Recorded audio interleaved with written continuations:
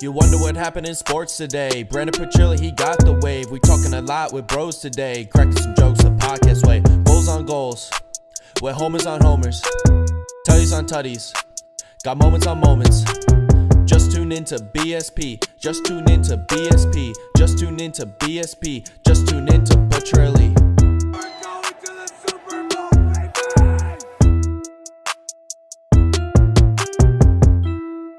Open it up. What's going on, everyone? As you can see, I got the LaCroix today. this is where the show is at. It's another episode of the greatest sports show on the internet. As a matter of fact, the best show on the internet that you can find. This is Code One's Conversations. I go by many names. Hollywood Hair is the one that I've chosen for today. And I am joined by the sad, the depressed, but the beautiful still, Brendan, the green bod, Petrilli. Trilly, it's a day after. Let's just call it what it is. Is it a day? I guess The it is. collapse. The collapse. I don't know if it's a collapse, but The collapse. How are we doing through the collapse? yeah, this is the first I've talked about it Yep. to anybody. I've gone MIA. I put out the video on the socials. Make You sure went in you your go hole the follow way- us. Yeah, well, I put out videos and stuff. But it's somebody else. But it's whatever. Here we go. Here we go. It's whatever. Get good numbies on there. Go check it out. Follow us, the cold ones. But yeah, today I can't do this twice. So this is going to be a Cold One Conversations and a BSP Media crossover here. We're going to take this quick church. opening segment and I'm going to post it there too. So if you're following on BSP Media, go check out Cold Ones, BSP Media. A little bit of that action here. But yeah, it's tough, man. It's tough. It's you said to me like you seem worse than the Super Bowl. Yeah, dude, I said that. I Like- mean, we get on this pre-show call, and you do, dude. You like the way that you absorbed the loss of that Super Bowl. You were sad, you were devastated, but you understood it. This, what I'm getting is, I mean, dog, it's literally like your heart got ripped out of you, put back in, and then cut in half, and you watch someone else eat it. Yeah, because you lost to Patrick Mahomes at the end of the day and Andy Reid, right? And this you lost to Francisco Lindor and Grimace. Like, that's literally what happened. And it hurts because the Phillies are they're in a weird spot now. They're in a really, really weird spot. You got a lot of guys making a lot of money for a long time on this, and they're all starting to get into their, 31, 32, 33-year-old seasons, and it's time It's to big. figure it out. They got to win, and you got guys. I'm not mad at Bryce Harper in the least bit. You can't be. You I'm can't mad be. at He was your everybody savior. else. I'm not He was mad your at the savior. starting pitching.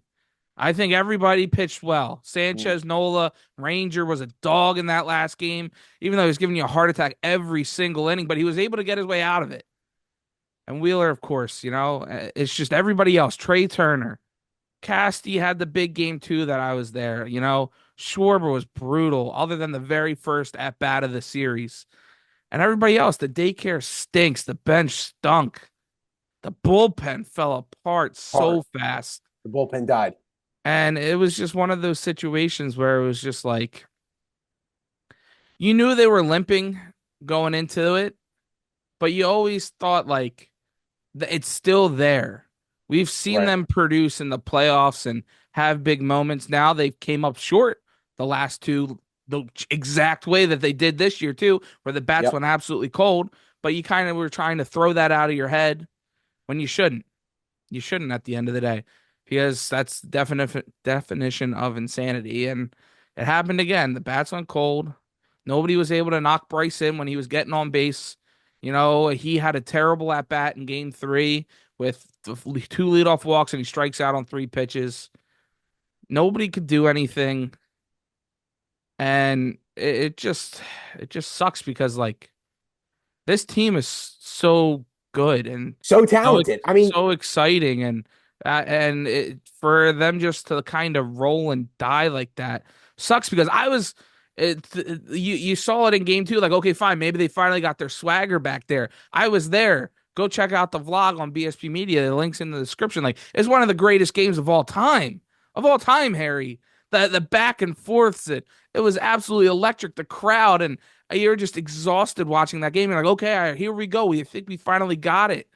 And then for guys to go 1 for 30 combined the next two games hurts. For me to sit at the Fanatic Studios for game 3 and 4, broadcasting it, the ESPN broadcast on our station, sitting there alone and just listening to it. It's 30 seconds ahead of the TV that I have, and hearing it all happen, and then just having your heart just drop, and then waiting that 30 seconds from hearing it happen and then finally seeing it on TV is an absolute eternity. And it's one of the most loneliest feelings that I've ever had. And you have your phone blowing up with cockroaches.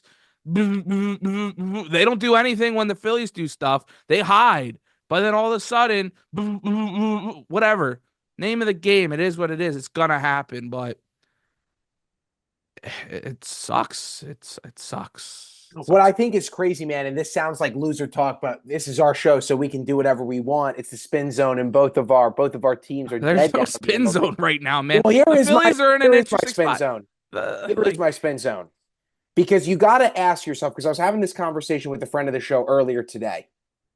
Does this happen to a team like the O's, and does this happen to a team like the Phillies?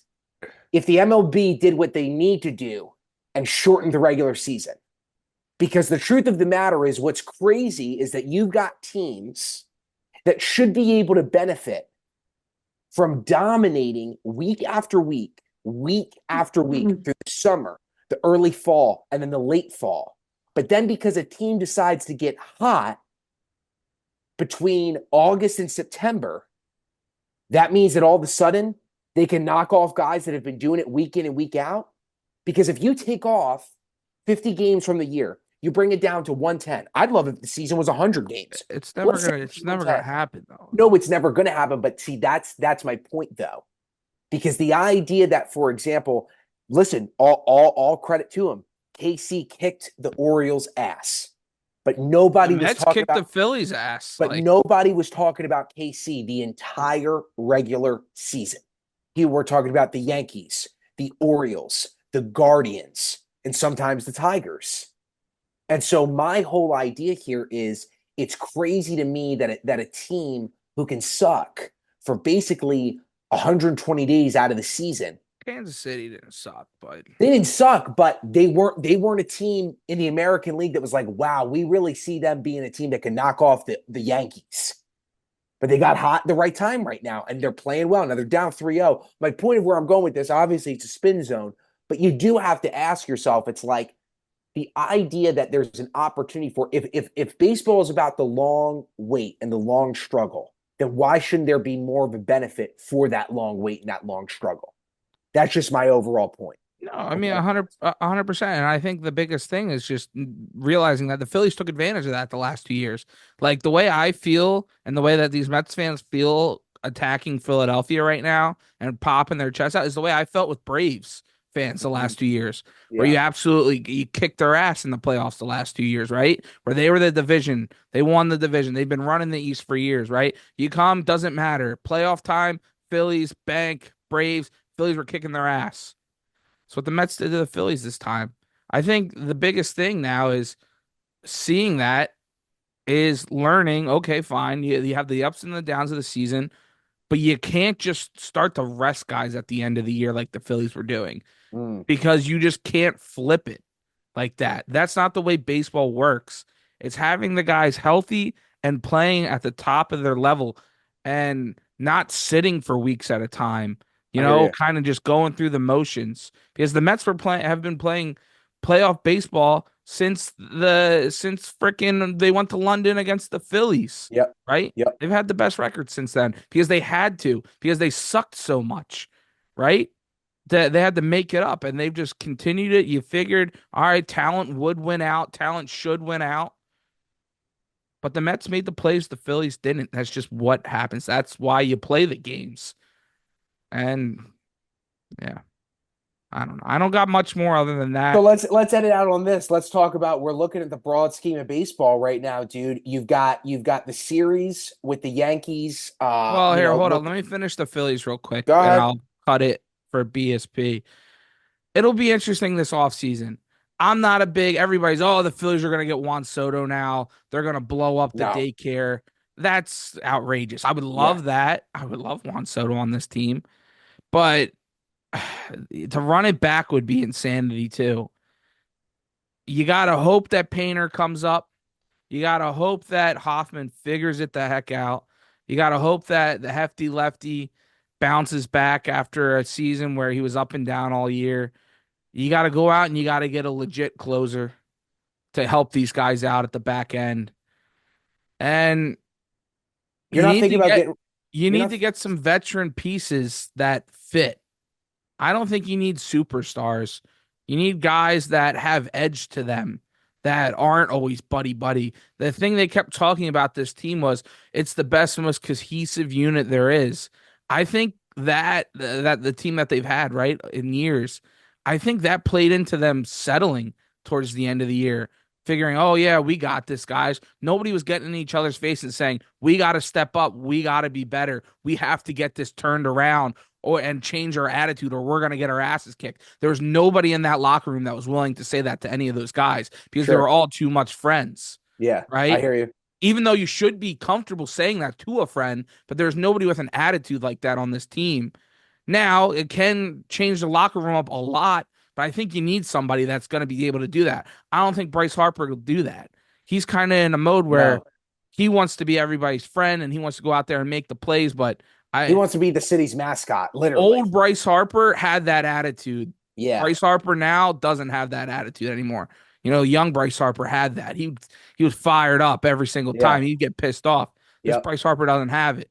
This Bryce Harper's made a lot of great plays. I'm not mad at Bryce Harper, but you need somebody with some attitude and some edge that you thought Castellanos would, but he's too quiet. So I don't know, man. You It's really don't think that it's time to let Schwarber go, Schwarber. No, no, or no, not no. Schwarber? Who? What's his name? Why can't I say his name? Yeah, Castellanos. Cassiano.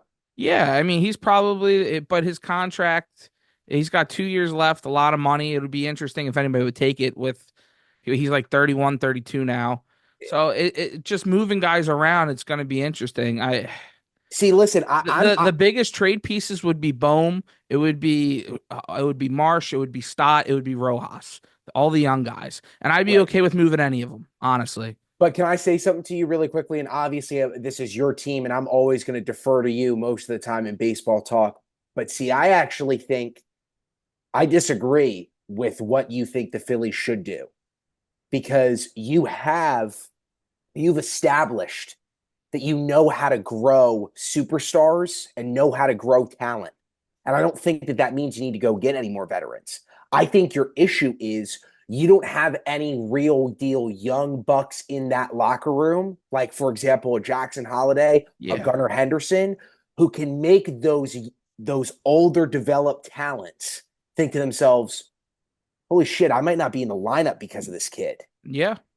And so to me, what I think that you need to do is understand that obviously baseball's a completely different game than basketball, but look at the transition that the NBA's taken.